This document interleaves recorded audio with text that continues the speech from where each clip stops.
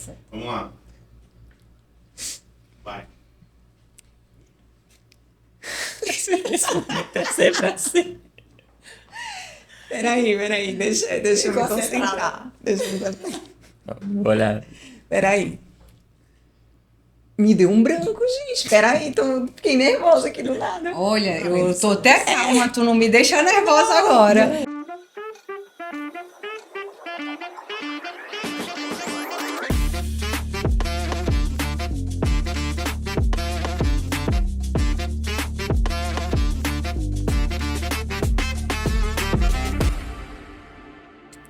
Olá, sejam bem-vindos a mais um episódio do podcast Além dos Autos, o podcast da Ampem, onde eu, Lícia Cavalcante, juntamente com os meus colegas Felipe Rotondo e Érica Beckman, vamos receber hoje uma convidada muito especial, promotora de justiça, atualmente titular da 7ª Promotoria Criminal de Imperatriz, Paloma Reis. Seja bem-vinda, Paloma. É uma honra receber você aqui.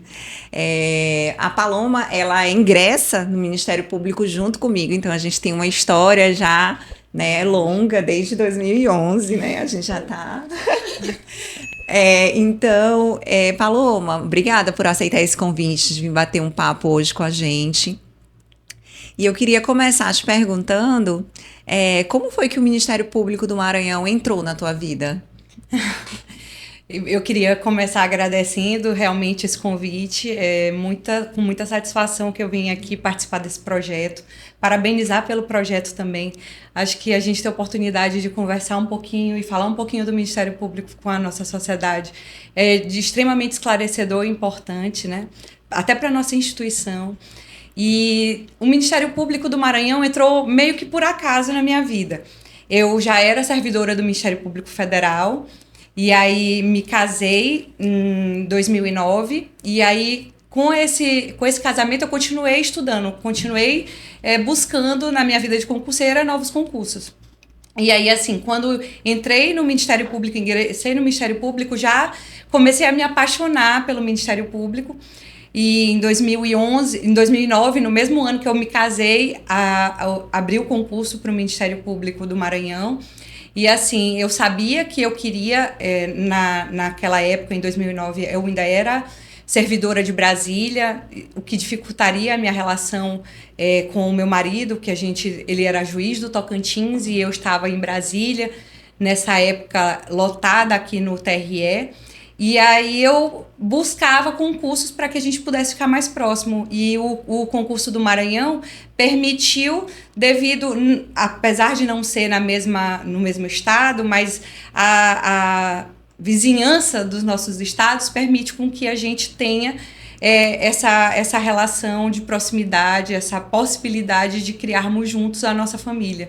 Então, acabou que, por conta de uma história familiar também, eu busquei tentar passar no concurso no Maranhão ou no Tocantins para estar mais próximo, para poder regularizar ou poder permitir, né, a minha relação, o meu casamento ser um casamento mais próximo, a gente ter menos dificuldades, porque a gente sabe que na instituição todo mundo passa por dificuldades em relação à distância. Dos seus cônjuges, né, dos seus filhos também. Então, acabou que o Ministério Público do Maranhão foi uma grande porta para que a minha família fosse viável, pelo menos proximamente. Uniu o Maranhão com o Tocantins. É verdade. Paloma, hoje você está numa promotoria criminal com uma atribuição exclusiva no Tribunal do Júri, né, e também no controle externo da Polícia Militar. E é uma promotoria, assim, bem específica e que eu queria saber como foi essa tua escolha por escolher, né, essa atribuição, sobretudo o Tribunal do Júri, que é uma atribuição um pouco polêmica entre os... na verdade, controvertida, nem todo mundo gosta, alguns amam, outros odeiam, dentro do MP. Na verdade, assim, eu ir para o Tribunal do Júri não foi bem uma escolha. Eu tinha um sonho, assim, toda a minha carreira eu pautei com a minha necessidade ou a minha vontade de chegar em Imperatriz, que para mim era uma cidade que, como eu já disse antes, viabilizava que eu constituísse minha família, criasse meus filhos mais próximo de mim, do meu marido. E eu, então, pautei a minha carreira toda. Todas as vezes que eu me movimentei próximo de Imperatriz. A minha primeira promotoria foi Itinga do Maranhão, que fica aproximadamente 125 quilômetros de Imperatriz. E de lá, eu sempre fiquei próximo da cidade de Imperatriz. E aí, quando o meu grande sonho se realizou, que meu grande sonho era me promover para Imperatriz, a promotoria que abriu foi uma promotoria do júri. E até me perguntaram, mas tu vai, é júri? E assim, eu já tinha contato, fiquei quase 10 anos na inicial, então já tinha realizado vários júris, mas não era uma paixão. Era uma das minhas atribuições, né? Até porque quando você está fazendo várias coisas, você às vezes não consegue se dedicar da forma que você precisa, ou da mesma forma quando você está numa especializada que você consegue realmente desenvolver o seu melhor trabalho. Então, quando eu cheguei na promotoria do júri, eu me surpreendi como aquele trabalho, como aquela forma de agir dentro do Ministério Público, aquela atribuição, ela realmente me arrebatou. E ela me arrebatou tanto profissionalmente como pessoalmente, porque ali eu acreditei que o meu trabalho realmente trazia alguma repercussão ou melhorava a vida da sociedade, entendeu? A gente, às vezes, tem algumas atribuições. Eu, pelo menos, me sentia, na inicial, um pouco frustrada com algumas atribuições. Por quê? Porque a gente precisa do aparelho estatal funcionando. Sim. E a gente tem muita dificuldade nos municípios pequenos para viabilizar esses direitos que a gente tem o dever de defender. E aí, quando eu chego na promotoria do júri, efetivamente, eu acredito que eu consigo desenvolver um trabalho melhor, tanto em relação a questão de me dedicar mais exclusivamente àquilo, por ser uma especializada, como também em relação àquela promoção de justiça, aquele sair de casa acreditando que o seu trabalho vai repercutir na sociedade, vai ter alcançar um objetivo. Então, foi realmente uma dupla felicidade quando em 2020 eu consegui essa promoção. Eu acho que antes de a gente explorar a atuação dela no Tribunal do Júri, um tema que eu acho importante. A nossa carreira, por ser hierarquizada em termos de instâncias, a gente entra como promotor substituto, vai para uma promotoria inicial, intermediária e final, acaba trazendo essas dificuldades. A gente entra num clínico geral tendo que saber de tudo que a gente estudou no concurso, aquelas inúmeras matérias, e inicialmente a gente atua de tudo. Só que conforme as nossas preferências na carreira, ou no teu caso, tu queria ir para Imperatriz, tem gente que quer ir para Teresina, que é do Piauí, do Ceará, tem gente que tem que estabelecer na capital, por conta de diversas questões, mas nem sempre a gente tem a possibilidade de escolher qual a matéria que a gente vai atuar. Por isso que a gente tem que estar preparado quando entra na carreira a saber de tudo e aprender a gostar daquelas matérias que nós atuamos. Quando eu estudei durante a faculdade, a matéria de saúde não era muito comum. A gente não aprofundava durante a faculdade. Mas quando a gente entra numa promotoria, matéria de saúde é o que mais aparece. E é um mundo, e a gente, né? Por isso que no episódio passado a gente falou só saúde. Mas a gente acaba, por ter a possibilidade de trabalhar e ver o resultado, aprende a gostar e desenvolver. Então, eu acho que esse tema de ir para uma especializada, acho que é importante a gente explorar, porque eu ainda não tive essa possibilidade de viver em uma promotoria especializada. Eu acho que eu e Paloma, assim, Paloma mais especializada, porque Imperatriz é uma cidade bem maior que Bacabal, eu também estou numa especializada, mas é uma especializada ainda muito cheia de atribuições, né? Mas no teu caso, essa atribuição, ela é bem mais pormenorizada, né? Mais específica mesmo, porque lá em Imperatriz, quantos promotores vocês são? Atualmente nós somos 21 promotorias, né? Tem alguns colegas afastados, mas nós temos 21 promotorias. Perfeito. E Paloma, nessa atuação no Tribunal do Júri, né, nós que conhecemos bem como Paloma muito ativa, também uma mulher assim, muito emotiva, né, mas me pegou muito, né, que é o que a gente acha, que é você estar numa promotoria, inclusive na promotoria do júri, e poder dar essa resposta para a sociedade. Então, ali, geralmente, a gente falou disso no episódio quando a gente falou com o Sandro, a gente procura trazer a figura da vítima, né, para aquele julgamento, para aquela sessão do tribunal do júri, porque geralmente antes ela era muito centrada só no réu, né? A gente conversou isso com o Sandro. E eu queria saber como é que você trouxe essa proximidade com os familiares da vítima, ou no caso com a vítima, quando é tentativa, e o que é que isso melhorou na tua atuação perante o tribunal do júri? A primeira coisa, assim, que a minha atuação do tribunal do júri me fez ver de forma muito clara é que ali não são processos, são pessoas.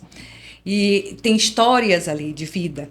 Então, você não pode ali de separar essas duas coisas. Por quê? Porque você está lidando com o filho de alguém, com o marido de alguém. Então, você não tem como não pensar dessa forma. E aí, de forma a estreitar as minhas relações com os familiares, tem algumas famílias, a gente sabe, que são mais próximas do Ministério Público, que buscam mais o Ministério Público. E eu tento realmente atendê-los, sempre esclarecer, porque às vezes a gente não tem uma situação que fazer, às vezes subir um recurso para o tribunal e a gente tem que aguardar aquele julgamento para poder realizar o tribunal do júri, mas só o fato de você estar ali, de você prestar o esclarecimento que a família precisa, de você segurar na mão, isso já demonstra para eles que eles não estão sozinhos ali, entendeu? Que aquela espera vai ter um fim, e é sempre o que eu espero e o que eu luto para que aconteça, para que tenha a menor brevidade possível. Aqueles processos. E aí, assim, a gente tenta hoje, nas famílias que não buscam, na época do tribunal do júri, buscar as famílias, mandar uma notificação informando do júri, informando que a gente está à disposição para fazer qualquer tipo de esclarecimento, para poder a família também, se quiser entrar em contato com a gente antes, ou se quiser participar do júri, ou ao final do júri, sempre quando tem algum familiar lá que não conversou comigo, eu vou até lá e pergunto se eles precisam de alguma explicação, esclarecimento, o que eles acharam daquele julgamento, se era como eles estavam pensando. Então, essa situação de se aproximar das famílias da vítima é uma tentativa que eu faço constante na minha promotoria. Quero fazer mais, queria criar um grupo de pessoas que perderam os seus familiares, porque eu acredito crime, que isso... Exatamente, porque eu acredito que quando você discute, quando você se reúne, quando todo mundo está vivendo a mesma dor, você consegue compartilhar e entender melhor. A gente muitas vezes não enxerga, mas esse crime, o homicídio, ele adoece muitas famílias. Tem as pessoas que perderam a vida e tem as outras pessoas que perderam a saúde. Muitos familiares, muitas mães, muitas esposas perdem a saúde. Ficam sozinhas na criação dos filhos, os filhos órfãos. E outra atuação que eu tenho feito também é tentar mostrar aquele prejuízo dentro do processo. Então, juntar um relatório do Conselho Tutelar mostrando que aquele órfão está desamparado ou, de qualquer forma, ele está passando por dificuldades. Trazer um laudo psiquiátrico mostrando que aquela mãe, que aquela esposa, ela está sofrendo com qualquer tipo de transtorno, com depressão, de forma que o juiz tenha elementos para valorar realmente a dosimetria da pena, com base em informações do que aquele crime, como consequência daquele crime, né? Eu acho isso é fundamental, porque até tive a oportunidade de falar no episódio de Sandro. Quando a gente vai para o tribunal do júri, aqueles 7 jurados normalmente estão conhecendo o processo naquele momento. Sim. E naquele momento, quase sempre, quando o acusado se faz presente, eles acabam se identificando com o acusado lá. A pessoa olha uma pessoa que está sendo julgada pela justiça, que pode ficar 5, 10, 15, 20 anos preso e acaba esquecendo por que ele está ali. Porque houve um homicídio, uma tentativa, uma família foi violada, uma vida foi tentada naquele momento. E trazer o papel da vítima no processo e mostrar para os jurados e também o juiz é importante para que a sociedade entenda por que que aquele tribunal do júri é importante, por que que a nossa Constituição estabeleceu que os crimes dolosos contra a vida são os mais importantes e que por isso é instituído um conselho de sentença popular para que a própria população julgue aquelas pessoas. Mas a gente tem que trazer mecanismos para dar um protagonismo para a vítima. Paloma, só aqui antes de você complementar, eu acho interessantíssimo, que é exatamente como eu penso quando tu falas que não são processos, né, são pessoas. E eu costumo levar isso também para o tribunal do júri, né, quando eu falo, porque às vezes eu acho que a sociedade ou as pessoas pensam que a gente está acostumada com os casos, é mais um homicídio, é mais um caso de violação de direitos. E eu costumo dizer que não, que pra gente, nós não vemos aquilo como só um processo, né? Antigamente um processo físico, que a gente sabe que muitas pessoas estão esperando uma decisão que aquilo pode resolver simplesmente a vida dela. A vida dela está pendente de caminhar porque ela está esperando uma decisão do Poder Judiciário. E eu acho importante isso porque que as pessoas entendam que pra gente cada caso ele é resolvido com um olhar específico para aquele caso. Né, que não é realmente só mais um, que a gente não se acostumou a olhar fotos nos processos do júri, olhar para um corpo daquele degradado, com um corpo daquele que foi violado, com tiros, com facadas, e a gente acha, foi mais um, né, que a gente não se impacta com aquilo. E justamente por isso, por esse lado da gente de sensibilidade, eu queria saber se na tua atuação, tendo que aliar a questão da técnica no tribunal do júri, mas também sem esquecer que nós somos humanos, né, e que nós somos tomadas também por emoções e por fatos que nos marcam. Se tem algum fato, algum caso que você lembra, deve ter sido vários, né, mas que te tocou de alguma forma especial ou que chegou a te emocionar, algum caso específico nessa atuação exclusiva de júri. Entendi. Tem vários, mas assim, eu vou citar o mais recente, e o mais recente que assim aconteceu pela primeira vez no meio do tribunal do júri eu chorar. E às vezes as pessoas podem pensar, não, mas ali as pessoas estão chorando, forçado, é um teatro. E na verdade eu engoli o choro e eu estava ali numa situação que eu fui para aquele júri extremamente nervosa, preocupada. Por quê? Porque o que eu digo é que o Ministério Público, ele dá voz ao invisível. A vítima não está lá, via de regra. E nós temos o dever de dar visibilidade a alguém que não está naquele julgamento, de que não está presente. Eu sempre me sinto com essa responsabilidade de ser essa voz, de passar essa imagem, né, da vítima. E aí eu fui para um júri de uma pessoa que estava numa situação de drogadição, que estava quase em situação de rua, não era em situação de rua, que é uma pessoa invisível para a sociedade. Sim. Mesmo em vida, ela já é invisível para a sociedade. Então, para mim, aquele júri, ele era um júri que não era um júri que as provas que iriam decidir, mas os valores. Eu vou dizer que aquela pessoa é uma pessoa que não presta para a sociedade, que eu não enxergo ela enquanto pessoa, enquanto ser humano, e vou excluir e achar que tudo bem, que isso pode acontecer, ou eu vou conseguir demonstrar que todas as vidas importam. E eu trouxe a situação, até me emociono, eu trouxe a situação de uma pessoa em situação de rua que apareceu, que foi pro show da Madonna, que perdeu os filhos para droga, que estava na droga em Manaus, e um vídeo dela dançando viralizou, e a Madonna soube, assim, assistiu o vídeo e a produção entrou em contato com pessoas em Manaus para que pudessem dar uma assistência, um amparo a ela, e a foto dela, assim, a imagem, a entrevista dela, a vida que ela tem hoje, mostra pra gente que, assim, enquanto há vida, a gente tem oportunidade. Com certeza. De se recuperar, de ter um tratamento. E eu faço muitos processos e eu faço muitas situações de arquivamento de homicídios de pessoas em situação de rua. E isso me dói muito, porque são pessoas que já são vulneráveis e que a gente vê que estão muito mais expostas à violência do que outras pessoas. Então, assim, está com um processo em que se tinha autoria, em que se tinha provas, e os valores das pessoas demonstrarem assim que aquela vida não importa, aquilo para mim era extremamente assim, ia ser extremamente frustrante, ia ser assim, ia realmente me atingir de uma forma totalmente contrária aos meus valores. Então eu fui para esse júri muito Tensa. nervosa, muito tensa. Falando de Sandro, nosso CAOP do júri, o nosso coordenador, que assim, só tenho elogios a ele. A gente recebeu ele num episódio recente aqui. Sempre assim, que eu posso falar, eu gosto de agradecer por tudo que ele faz, assim, por todo o apoio.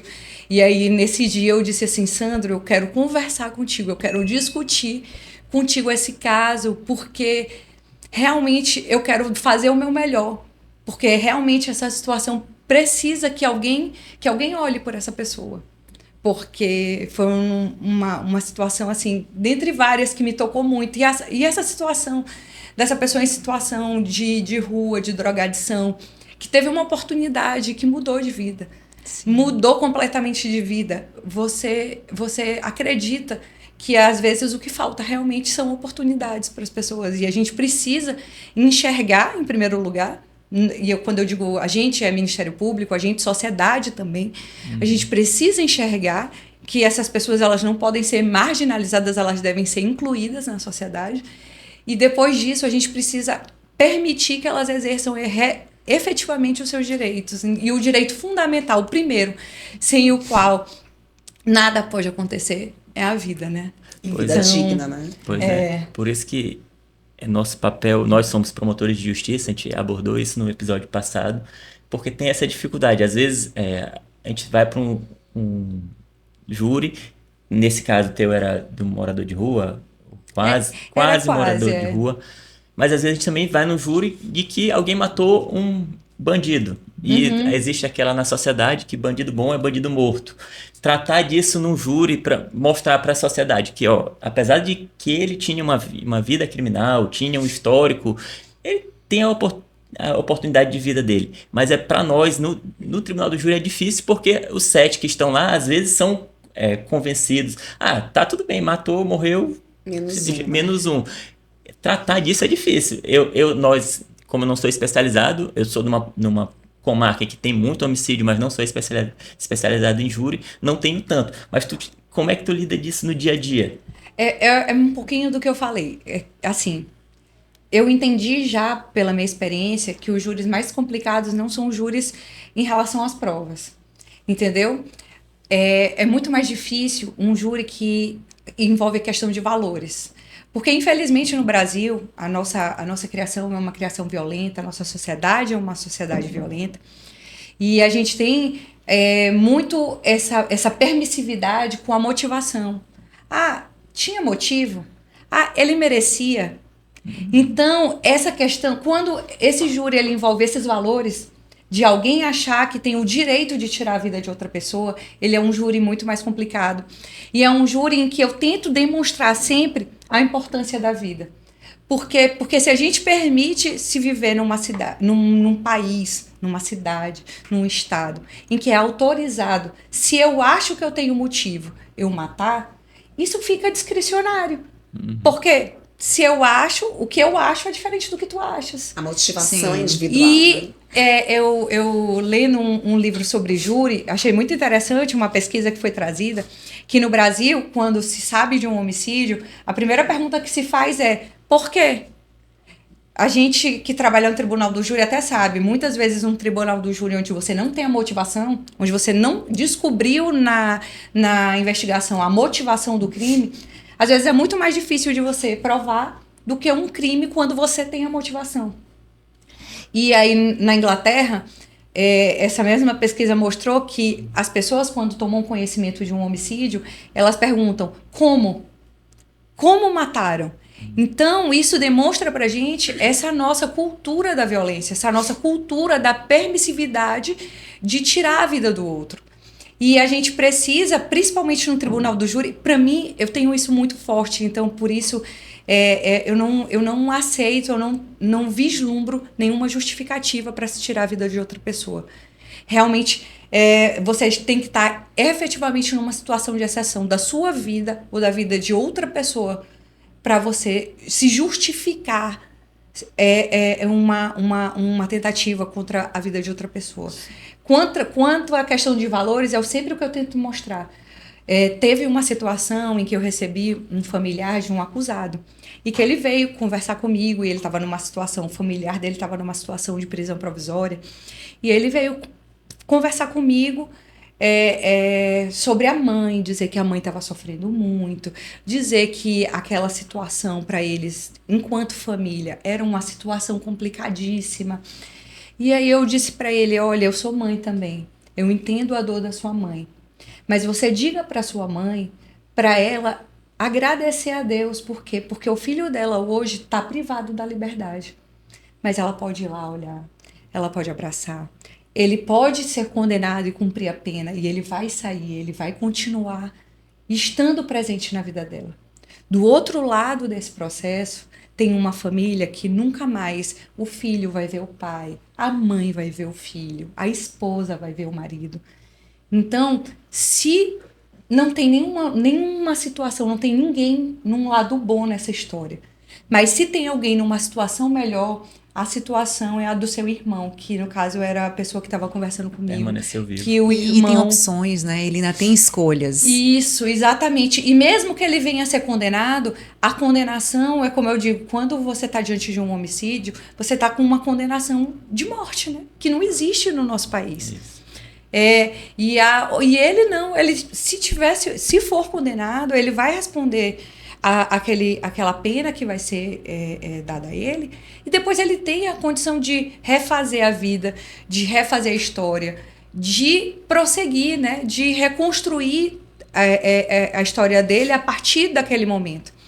E assim, é uma situação que eu vejo que a gente precisa trazer muito isso para o jurado, mostrar muito isso para ele. Essa questão dos valores, essa questão de que se você relativiza a possibilidade de tirar a vida do outro, numa outra situação, pode ser você ou a sua família que vai estar com a vida relativizada. Eu tenho um caso que eu fiquei triste por conta dessa relativização. Eu tinha um caso numa comarca que eu estava atuando, que era o acusado tinha matado o suposto amante da namorada dele. Sim. Então foi denunciado por um outro colega por homicídio qualificado por motivo fútil. Ele matou por conta do ciúme, por entender que a mulher dele, a namorada dele, tinha tido um relacionamento com terceiro. Foi para o júri, a qualificadora, motivo fútil.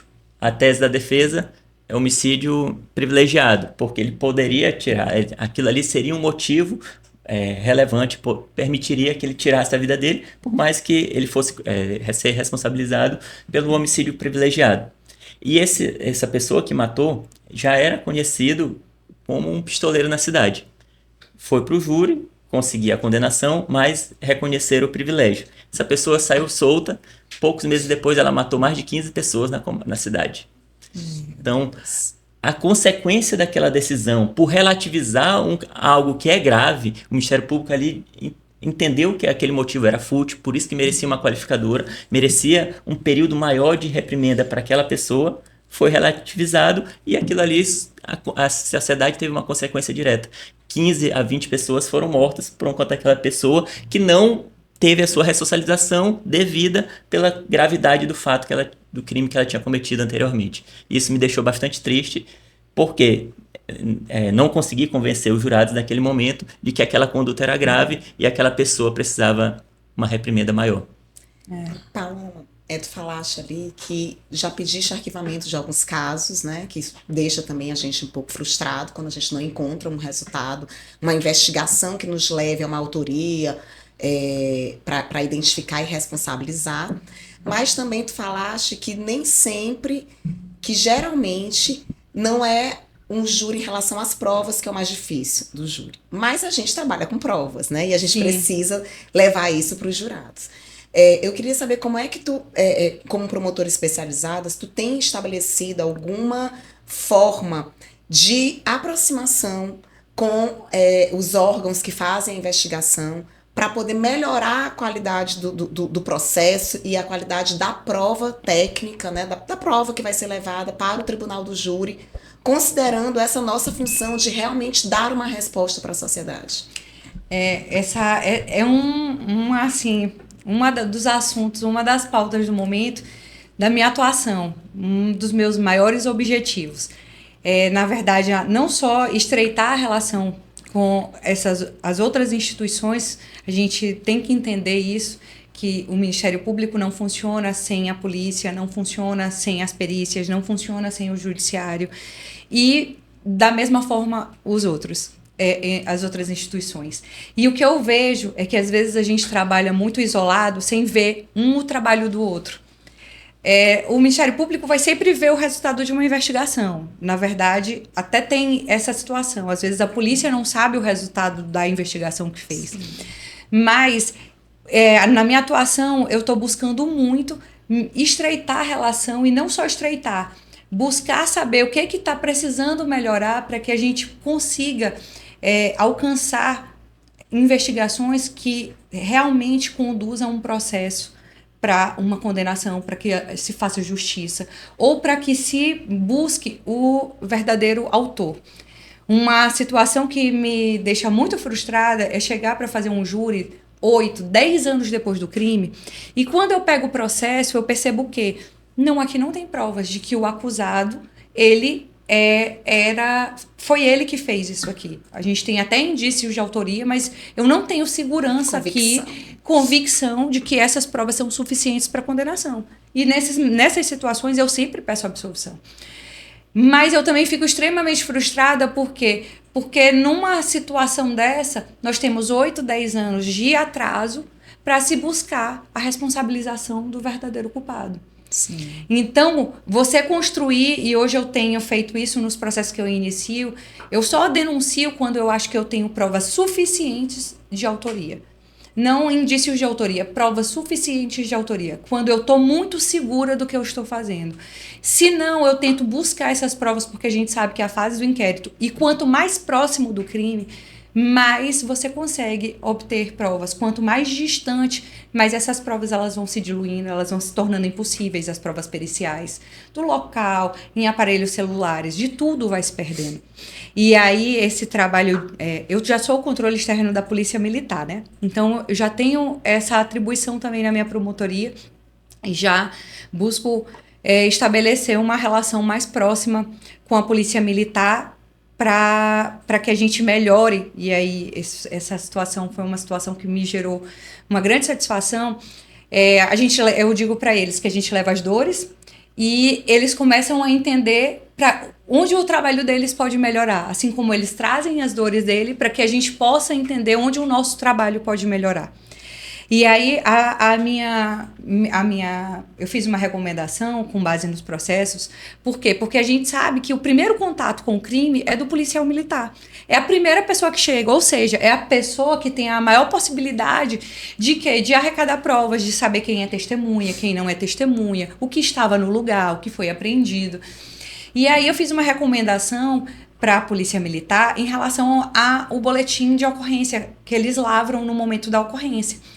E aí pedindo e sugerindo adição de várias informações. Para quê? Para complementar a investigação, para facilitar para a Polícia Civil que vai fazer essa investigação, informações, se subsidiar de informações daquele local, dos bens apreendidos.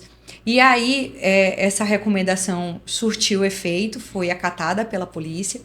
E ela foi, além de acatada, um policial, ele resolveu desenvolver para contemplar todas aquelas informações e tornar viável que tudo aquilo fosse informado, preenchido. Ele resolveu desenvolver um aplicativo. E aí esse aplicativo é um aplicativo que hoje ele está funcionando em todo o CPA-3, que é a região, Imperatriz e toda a região, que vai até Estreito e Buriticupu, eu acredito. E aí o CPA-3 tem esse aplicativo, os policiais militares, eles fazem o ROP, o boletim de ocorrência, lá no celular mesmo, todos os campos você não pode seguir adiante sem preencher aquele campo, ou seja, as informações, eles têm a necessidade de preencher todas as informações, o que gera um documento muito mais completo.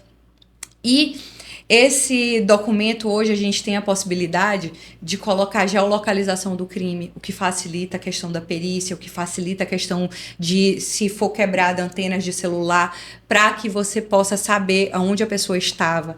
A gente tem a geolocalização, a gente tem a possibilidade de juntar fotos dos bens apreendidos, ou seja, numa situação de se perder, numa situação de não ser apresentado por qualquer motivo, nós temos a foto ali juntada no boletim de ocorrência daquele bem apreendido.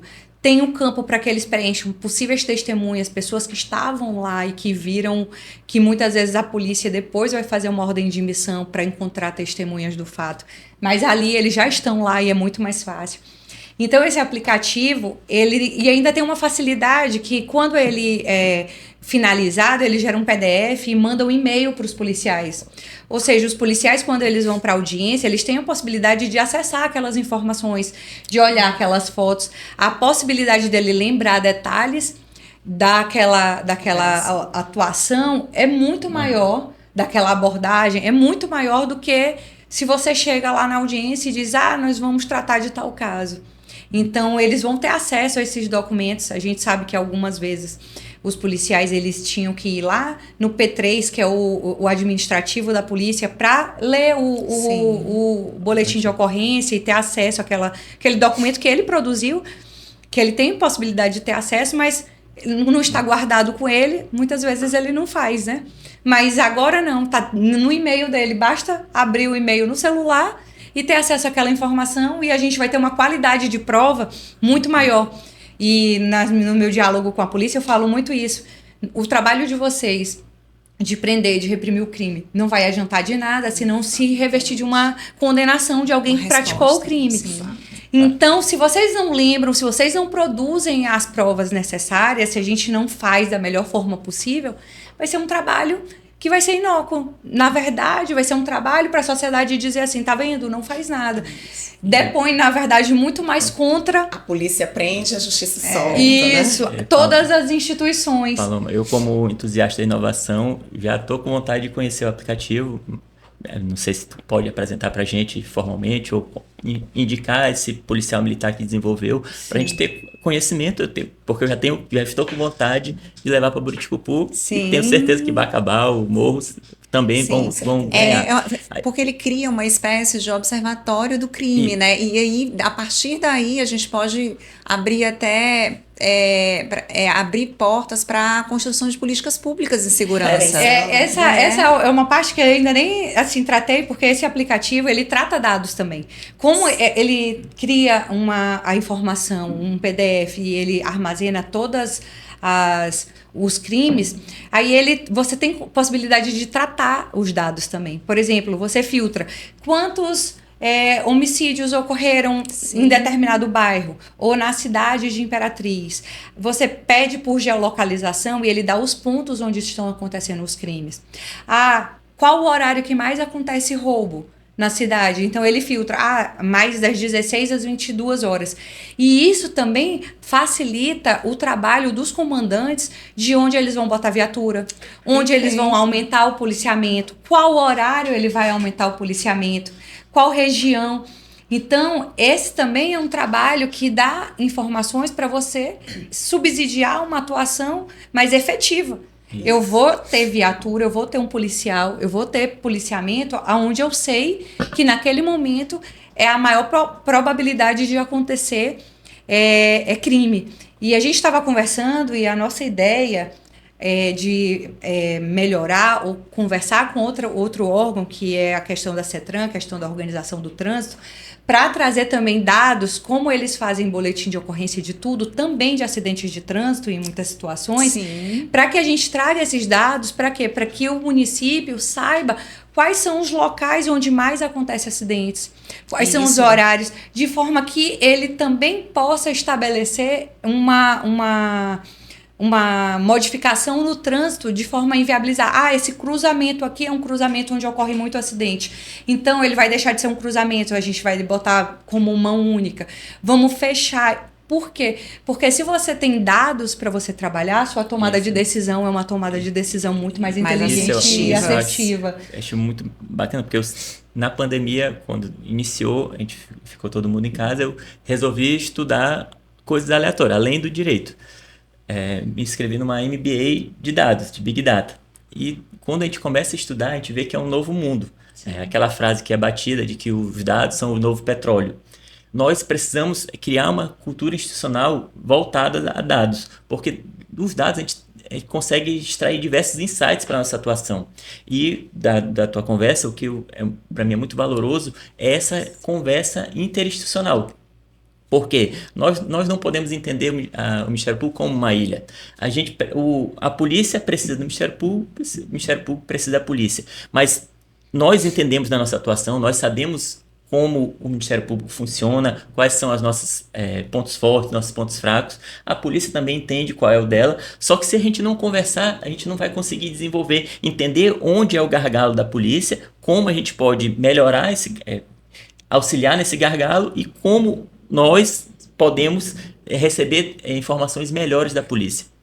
E para isso a gente precisa de fato sair da nossa bolha e conversar mais com as outras instituições. Não que nós não fazemos isso, nós fazemos, só que a gente precisa otimizar, aprimorar.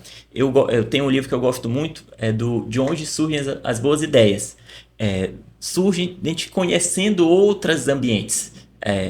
Se nós debatermos inovação só dentro do Ministério Público, a gente não vai ter um alcance muito grande. Agora, se a gente trouxer a Polícia Civil, a Polícia Militar, a própria sociedade para discutir aqueles pontos, as nossas dificuldades, para encontrar melhorias, a gente vai conseguir ampliar os pontos de vista sobre determinado ponto e dali trazer diversos insights para melhorar nossa atuação e gerar inovação interna. É uma coisa que eu percebi nessa minha aproximação com as instituições, com a perícia. Hoje eu converso com os peritos sobre o meu processo, eu me esclareço a respeito da possibilidade, porque às vezes a gente não sabe nem que tipo de perícia pedir, em muitos momentos eu não sabia, para desvendar um crime, porque você não conhece. E aí eu conversando com os peritos e vendo a situação do ICRIM de Imperatriz, que é um ICRIM que tem melhorado muito, mas a gente sabe que, pela questão da demanda, existe um grande gargalo, assim, uma grande demanda reprimida lá. A gente, quando entende estar mais próximo, a gente entende até que, às vezes, nós, instituições, nos sufocamos. Por quê? Porque, às vezes, a gente pede, numa situação simples, num furto, um laudo a respeito de um celular apreendido. Mas aquilo ali é importante para aquele processo? Nós vamos ter a capacidade de investigar alguma coisa que tem aqui naquele celular. Nós precisamos filtrar o que é importante para cada caso. Por quê? Porque se a gente for querer fazer tudo em todos os processos, aquilo não é viável. Então, eu devo pedir perícia para uma situação em que a perícia possa efetivamente resolver alguma prova dentro daquele processo.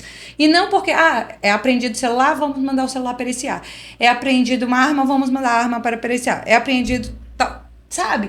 A gente não tem o filtro, por quê? Porque a gente entende que os recursos são ilimitados. Mas eles não são ilimitados, eles são limitados. Nós somos servidores públicos, nosso salário é com recurso público, dos impostos recolhidos do cidadão.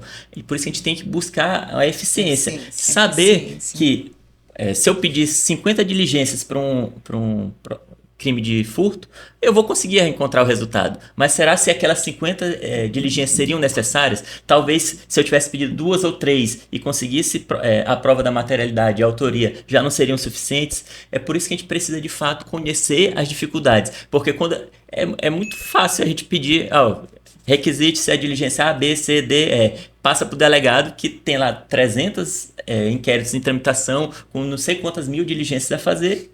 Pronto, a gente vai esperar. Não, a gente tem que também compreender o trabalho dele e buscar a eficiência e a eficácia do nosso trabalho, considerando toda a rede de atuação, desde a Polícia Militar, Polícia Civil, Ministério Público, Poder Judiciário, da própria defesa, para a gente não criar necessidade de buscar pontos de defesa de que algo que não seria necessário, para poder, de fato, a gente otimizar os nossos recursos públicos. Paloma, tocaste no assunto dessa aproximação com a perícia, que eu acho extremamente importante, né? Infelizmente, nós não temos a perícia presente como órgão, vamos dizer assim, físico, né? Em todos os municípios, a gente sabe disso, é complicado, né? E por causa disso, a gente perde provas muito importantes, né? Sim. No processo do júri, inclusive, eu queria saber se essa tua aproximação, se ela te trouxe melhores resultados em relação, por exemplo, a crimes, vamos dizer, com faccionados, né? Sim. A gente sabe que quando a gente faz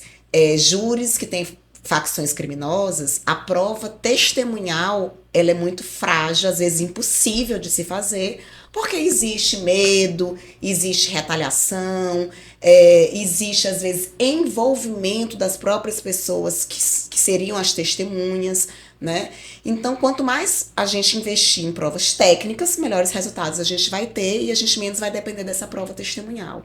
Eu queria saber se já com essa tua aproximação, tanto com a polícia militar, quanto com a perícia e a polícia civil, se tu já conseguiste ter melhores resultados nesse tipo de processo em que a prova testemunhal ela é mais difícil pra gente. Na verdade, assim, eu ainda não acredito que o júri já tenha acontecido desses processos. Entendeu?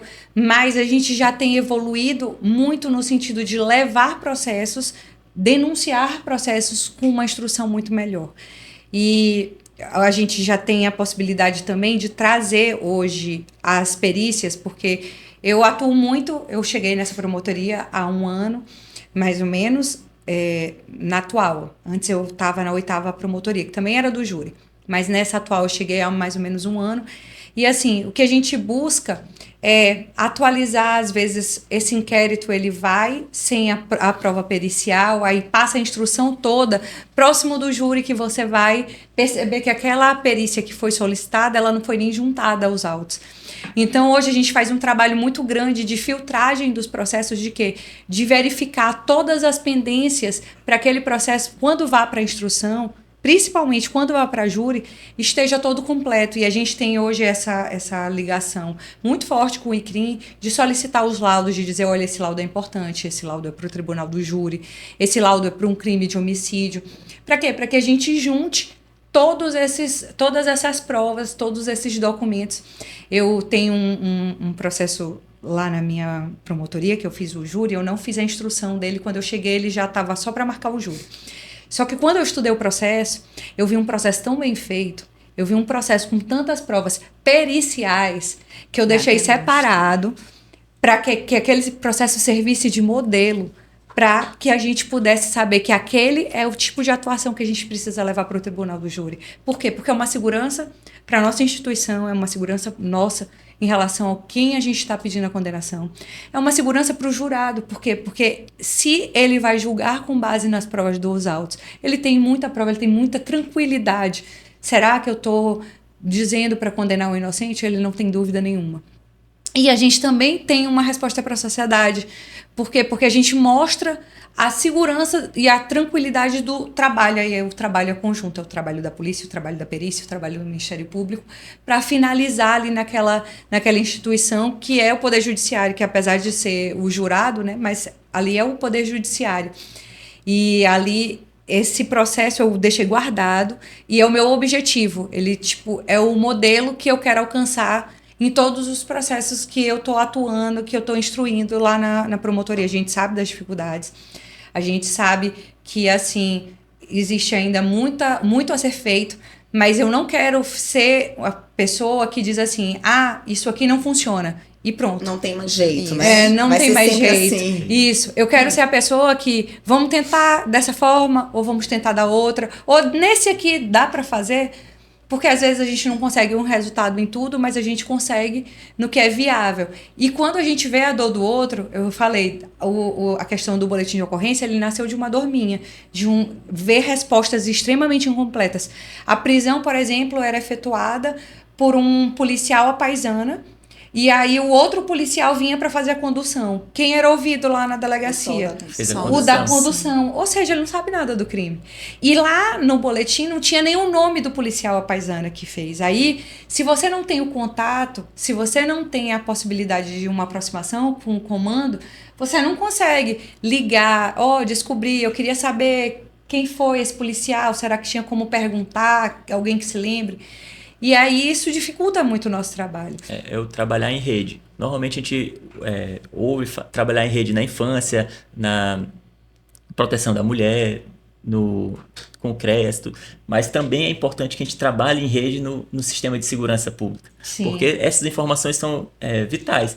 Me incomoda muito eu iniciar a audiência ou tentar ouvir o policial e perceber que ele não foi ele o que efetuou a prisão. Ele está formalmente ali no auto de prisão, porque já aconteceu esse caso.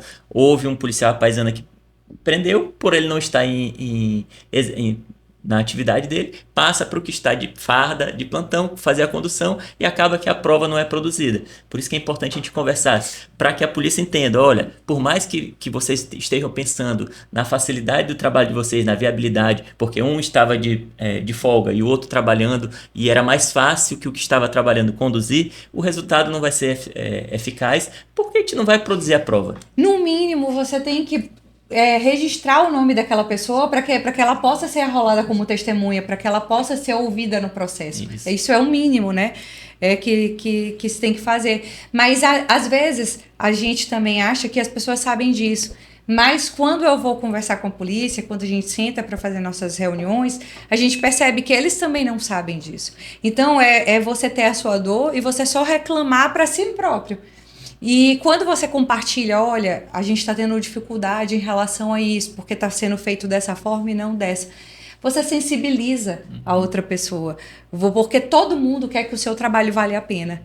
Eu acredito muito assim que a gente sai de casa, a gente abre mão do convivência com os nossos filhos, de se cuidar às vezes, né, do autocuidado, para você desenvolver um trabalho. E se esse trabalho ele não valer a pena, se esse trabalho ele foi inócuo, qual o sentido que você está dando para sua vida, né? Então, eu saio de casa com o propósito de fazer o meu melhor trabalho, de fazer com que aquilo ali, com aquele meu tempo não seja em vão. E eu acho que a gente tem a oportunidade de fazer com que as pessoas também façam isso, se a gente diz, poxa, o seu trabalho às vezes é uma coisa tão pequena que precisava mudar, às vezes é um detalhe. E aí você dá à pessoa a oportunidade de trabalhar em conjunto, que é uma das minhas outras metas. Às vezes eu acho que institucionalmente a gente não faz isso. Trabalhar de forma alinhada. E a gente precisa se enxergar não como Paloma promotora, Alicia promotora, Rotondo promotor. A gente precisa se enxergar como representante do Ministério Público. Qual é a nossa política? Qual a diretriz que a gente tem que seguir dentro dessa instituição? Eu acho...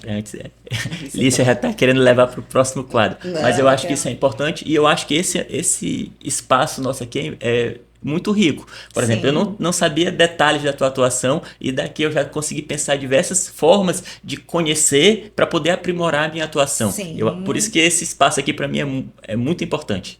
Sim, e assim, só complementando, foi uma das maiores dificuldades de quando eu ingressei no MP, eu me sentia muito só na minha atuação, de como fazer, a gente tem o conteúdo jurídico, né, mas a experiência e a prática a gente vai adquirindo ao longo dos anos, então eu senti muita falta disso, dessa referência, desse contato com os colegas, porque normalmente você vai para uma promotoria única, então assim, você é muito sozinho. A Paloma entrou junto comigo, então eu tive o privilégio de entrar conhecendo alguns colegas promotores que me ajudaram muito. Eu ligava, eu usava muito telefone, ligava para a Paloma, até porque a Paloma ela já tinha o esposo dela que também já trabalhava na área.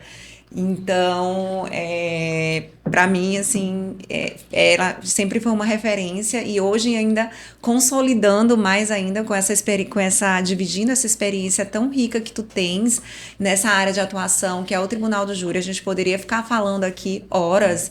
Infelizmente, o nosso tempo é limitado aqui no podcast. Então, assim, antes de eu direcionar para o último quadro, eu queria só que tu me falasse um pouquinho pra gente, porque, para quem não sabe, a Paloma, ela é a representante do Ministério Público, não, é representante da ANPEM, né, na região Tocantina.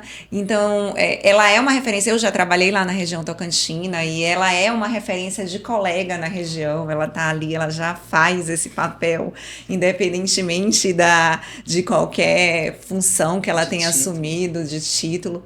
Mas eu queria saber o que te motivou a assumir essa responsabilidade de ser representante da ANPEM ali na região. Assim, na verdade, eu recebi esse convite com muita alegria, né, do nosso presidente Augusto. E antes, quando o nosso presidente era Tarcísio, eu tive a satisfação de acompanhar e de colaborar de alguma forma com a construção da nossa sede da região Tocantina. Hoje a gente tem uma sede lá com um campo de futebol, uma área para fazer eventos. E aí, quando surgiu essa ideia de Tarcísio, que a gente teve a oportunidade de construir, ele, não, vai ser um campo de futebol. Não, e as mulheres? Não, e o que a gente vai fazer? Qual é o nosso espaço? E aí acabei, assim, perguntando para ele com muita vontade de fazer, assim, também trabalhou na região, conhece que a Imperatriz não é tão perto de São Luís, então, assim como eu, outros colegas também têm base fixa lá, não tem como referência São Luís ou outro lugar. E aí a gente acaba que a gente tem esse espaço, e eu também acho que essa questão institucional a gente só vai ter se a gente tiver essa interação. Se cada um estiver na sua ilha, vivendo a sua vida e seguindo, a gente acaba não conseguindo. Então, também a ANPEM tem essa possibilidade de facilitar que numa roda de conversa descontraída, a gente...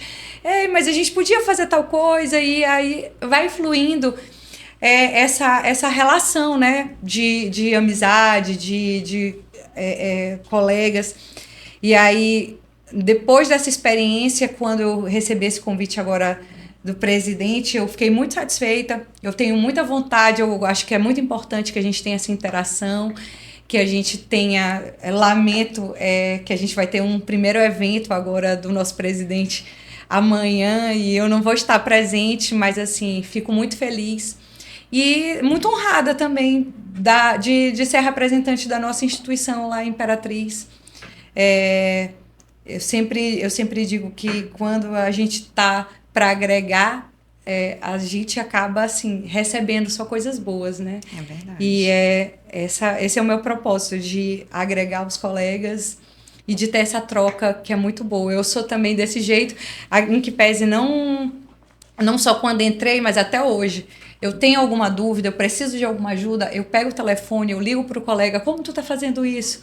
Como tu estás fazendo aquilo? Eu acredito muito que a gente precisa nos apoiar para fazer o nosso melhor. Pronto, perfeito. Paloma, a gente tem um quadro aqui que chama Além da Alçada, no qual eu vou fazer perguntas rápidas, só para buscar mesmo uma reflexão, para a gente conhecer um pouco mais da pessoa que hoje, assim, já demonstrou ser uma profissional incrível, já para mim há muitos anos. Mas a gente queria explorar um pouco mais esses teus aspectos pessoais de Paloma, promotora de justiça. Eu vou fazer perguntas e você responde com uma palavra, uma frase, uma coisa mais curta.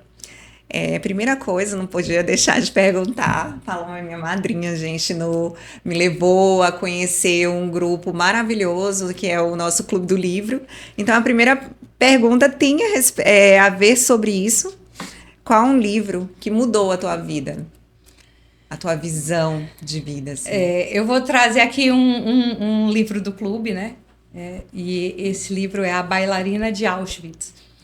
Porque é um livro que você realmente tem uma reflexão muito grande sobre a diversidade e o que fazer com ela. Isso, perfeito. Amo esse livro também. Não tenho dúvida que mudou muito, me marcou muito. Paloma, como é que você recarrega suas energias depois de um dia cansativo de trabalho? Atualmente, eu acho que assim, a leitura é um escape, uma válvula de escape, né, muito grande. E eu estou tentando ingressar na atividade física, uma promessa muito antiga. É uma das nossas atletas de beach tennis. Pois é, tentando. Ela é atleta de beach tennis. Eu sou uma atleta de beach tennis, mas estou tentando fazer disso uma rotina diária, atividade física. E o que te motiva, Paloma, para continuar ao longo de... Já tem 13 anos de MP, a gente vai fazer agora em setembro. O que te motiva a continuar buscando novos caminhos, agregando ideias inovadoras ao Ministério Público? Alguns feedbacks que eu recebi já ao longo da minha atuação. Esses dias eu estava na farmácia e eu recebi um feedback de uma pessoa que trabalhava lá. Eu não lembrava dela, mas eu tinha atendido. E aí ela virou: você já foi promotora de Montes Altos, né? Eu lembro de você. E assim, a sua atuação marcou muito a minha vida. Tem uma história também, e era a resposta curtinha, né? Mas eu vou tentar fazer bem curtinha. Uma amiga minha me falou que estava atendendo uma paciente, ela é dentista, e viu que a paciente dela estava numa situação de depressão, estava muito triste, estava desabafando com ela. E aí ela falou: você devia procurar uma psicóloga, você devia procurar ajuda. E ela disse assim: não, eu não preciso, existe um anjo na minha vida. E aí um anjo, ela é a promotora que está trabalhando no meu caso. Ela é um anjo para mim. E aí... Isso, ela não sabia que a pessoa me conhecia. Claro, ela não estava falando nem direcionado. Ela estava numa consulta de dentista. E essa minha amiga me contou o caso. E aí eu descobri que era um processo que eu estava atuando. E é uma das mães que eu recebia até sair dessa promotoria. Era um processo do Oitava. Mas era uma das mães que eu recebia, que eu mandava mensagem para dizer como estava o processo. Que eu acolhi às vezes... Porque a gente, às vezes, precisa só ouvir as pessoas. Então, escutar isso é muito gratificante, faz com que eu acho que vale a pena o que eu estou fazendo. Eu ia fazer mais uma pergunta, mas eu preciso fazer um comentário antes.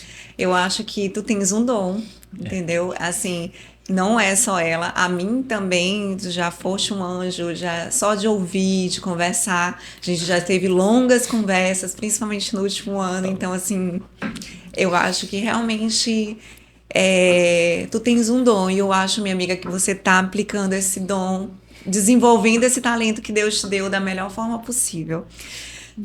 Dito isso, vou fazer uma última pergunta aqui do quadro, que é: qual é o conselho que a Paloma de hoje daria para a Paloma que iniciou no Ministério Público em 2011? Ai, meu Deus, essa foi difícil. O conselho que eu daria para mim eu acredito que assim seria você dar tempo ao tempo. Sabedoria e experiência você só adquire fazendo, entendeu? E se permitir fazer, não ter medo de errar, porque quando você erra, você aprende. Então, quando a gente entra, a gente está muito inexperiente, a gente se cobra muito e a gente não sabe como fazer muitas situações. E eu acredito que quando a gente se permite errar, a gente faz, coloca a cara lá, dá a cara e faz, a gente aprende. E quando você faz o seu melhor, não é o melhor possível, é o seu melhor, você sempre faz um bom trabalho. Paloma, muito obrigada. Foi muito rica a experiência hoje de conversar contigo, de conhecer mais profundamente, intimamente o teu trabalho. Eu acho que tu passaste uma mensagem muito positiva aqui, uma mensagem humanizada do que é ser promotor de justiça, entendeu? Que muitas vezes a gente não consegue no dia a dia demonstrar ou mostrar esse lado. E parabéns pelo trabalho que tu vem exercendo, parabéns, muito orgulho de fazer parte da mesma instituição que você, muito orgulho de ter entrado na mesma turma que você entrou. E mais algumas palavras dos colegas. Só pensar, eu sou promotor de justiça, amo minha atuação, mas um episódio desse acaba motivando ainda mais a buscar esse papel do promotor de justiça, e como Lícia falou, de fato trouxe uma visão muito humanizada e inspiradora da nossa atuação. Eu disse para Sandro que ele vai precisar voltar aqui, eu tenho certeza que Paloma também vai ter que voltar aqui, e não é por conta do tema do Tribunal do Júri que todos gostamos, é pela Paloma, promotora de justiça. A Paloma também já me emocionou aqui, né, várias vezes. Os colegas já sabem que eu sou emotiva. Tento também no trabalho segurar, né, engolir, mas assim, queria agradecer, Paloma. Para mim não foi nenhuma novidade, né, que nós teríamos assim um papo muito bom, e que sairíamos daqui admirando mais ainda o seu trabalho, né? Saber que você, pela paixão que você tem, tanto pelo Ministério Público, pelo que você faz, quanto pela sociedade, de entregar o melhor para a sociedade, de fazer o seu melhor papel, e saber que você vai além dos autos, que você vai atrás de inovação, que você vai atrás das pessoas, que você vai atrás de dar o melhor resultado, para a gente é muito inspirador, e acredito que para a sociedade também é muito bom saber que nós do Maranhão, dentro do Ministério Público, temos pessoas como você, né, que nos inspiram a ser melhores promotores de justiça e entregar o nosso melhor para a sociedade. E dessa forma, né, a gente queria terminar também convidando as pessoas para seguir o Além dos Autos no YouTube, para fazer comentários, para curtir e para deixar também o seu comentário sobre a atuação da Paloma. Convidamos toda a Imperatriz para curtir e comentar.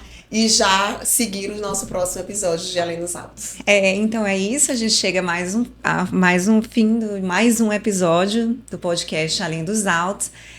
Sigam nossas plataformas de redes sociais, no Spotify, no YouTube, toda quinta-feira a gente tem um episódio novo, e deixe comentários, bote o like, curta, pra gente saber o que tá mais agradando ao nosso público, né? E também compartilhe, e deixe lá sugestões do que você gostaria de ouvir aqui, de quais pessoas você gostaria de estar ouvindo aqui. E é isso. Obrigada.